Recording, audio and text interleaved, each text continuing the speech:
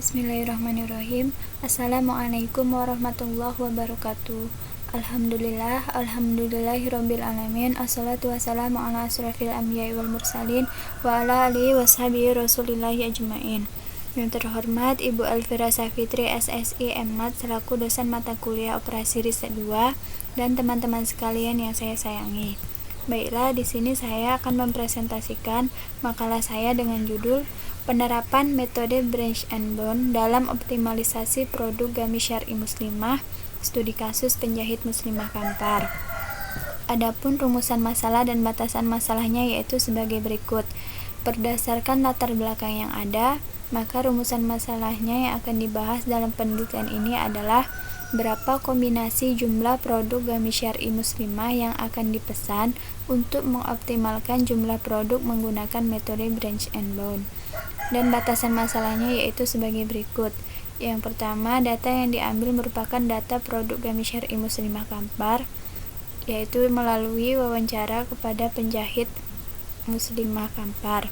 Kemudian fungsi tujuannya yaitu untuk memaksimumkan keuntungan, terdiri dari 4 variabel keputusan yaitu pasmina instan sebagai X1, jilbab sarung sebagai X2, khimar zahwa sebagai X3, dan gamis kombinasi sebagai X4. Kemudian terdiri dari 3 kendala yaitu pembuatan pola, pengguntingan, dan penjahitan. Selanjutnya yaitu landasan teori. Ada 4 landasan teori dalam penelitian ini yaitu yang pertama linear programming, yang kedua metode simplex, yang ketiga integer linear programming, dan metode branch and bound.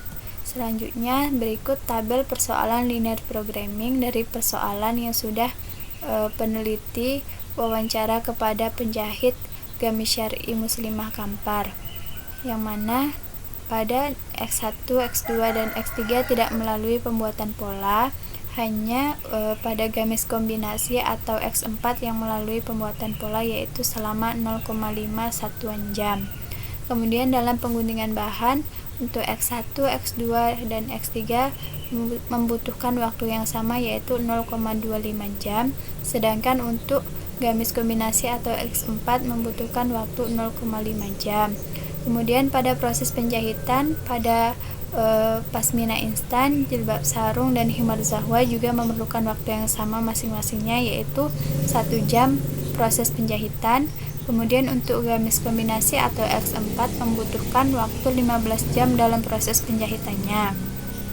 Penjahit tersebut memiliki ketersediaan waktu untuk membuat pola dalam 1 minggu yaitu sebanyak 4,5 jam, dalam pengguntingan bahan yaitu 12 jam, dan penjahitan selama 84 jam per minggu.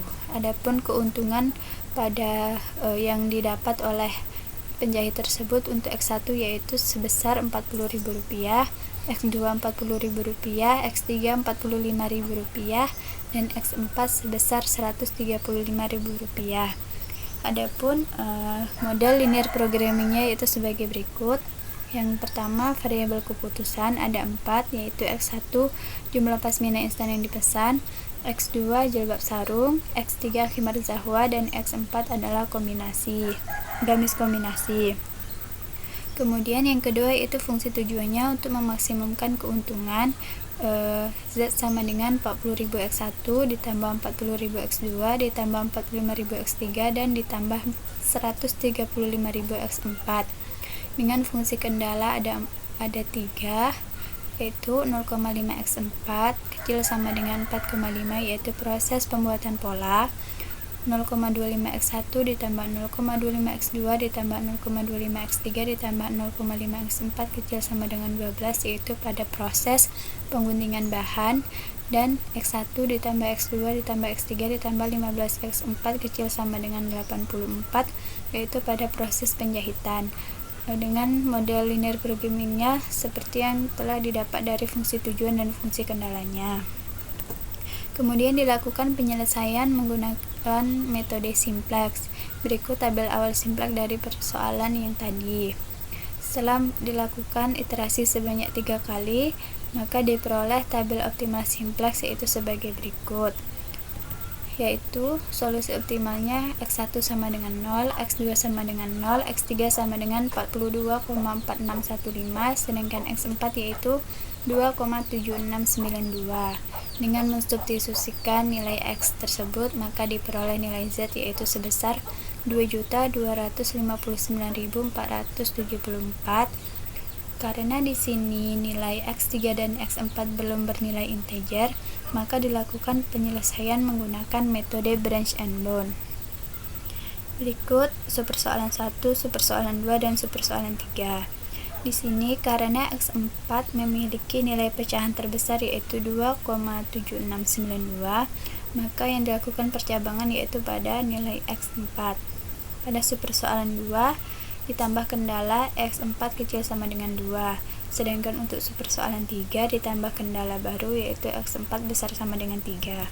Berikut penyelesaian subpersoalan 2 dan subpersoalan 3. Pada subpersoalan 2, fungsi tujuan tetap dengan yang awal tadi, dengan kendala 3 yang awal tadi, dan ditambah kendala baru yaitu X4 kecil sama dengan 2. Kemudian dilakukan pengolahan menggunakan metode simplex, diperoleh hasil optimum yaitu Z sama dengan 2.250.000, X1 0, X2 0, X3 44, dan X4 sama dengan 2. Kemudian untuk subpersoalan 3, fungsi tujuan sama kendala yang 3 awal tadi dan ditambahkan kendala baru yaitu X4 besar sama dengan 3. Setelah dilakukan penyelesaian menggunakan metode simplex, maka diperoleh hasil optimumnya yaitu Z sama dengan 2.160.000, X1 0, X2 0, X3 39, dan X4 sama dengan 3.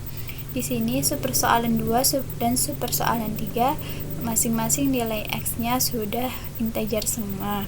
Maka kita di sini memilih manakah nilai Z atau keuntungan maksimum yang terbesar.